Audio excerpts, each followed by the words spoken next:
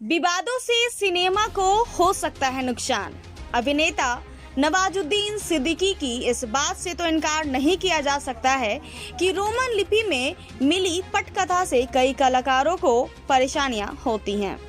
कहा जाता है कि भाषा से भाव बनता है। हर भाषा की एक लिपि होती है और उस लिपि का एक सौंदर्य बोध होता है। अगर आप देवनागरी लिपि के शब्दों को रोमन में लिखते हैं तो बहुत से शब्दों के अर्थ अलग हो जाते हैं और उनकी ध्वनि बदल जाती है। उदाहरण के लिए, अगर आप लड़के लिखेंगे तो डी की ध्वनि अलग है और अर की अलग।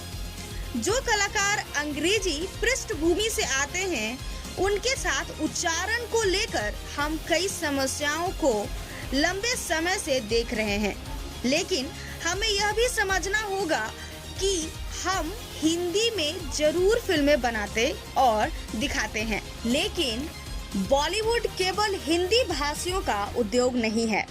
सिनेमा में मुख्य रूप से 3 घटक हैं: निर्माता, रचनाकार और दर्शक। दर्शक निश्चित रूप से हिंदी भाषी हैं, लेकिन हिंदी सिनेमा बनाने वाले लोग भारत भर से हैं।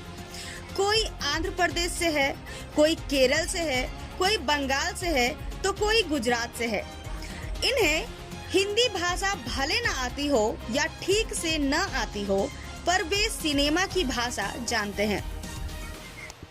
चूंकि सिनेमा एक दृश्य श्रव्य माध्यम है तो उसकी भाषा सार्वभौमिक है।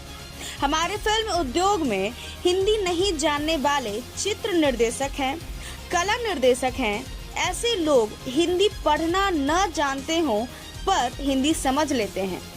अब इस बहुभाषी सिनेमा उद्योग में अगर हम कहें कि केवल हिंदी में ही पटकथा होनी चाहिए तो यह ठीक नहीं है। इसलिए ऐसी बहस ना तो सिनेमा के हित में है और न ही हिंदी एवं अन्य भाषाओं के। सिनेमा की भाषा नहीं होती, संवाद की होती है।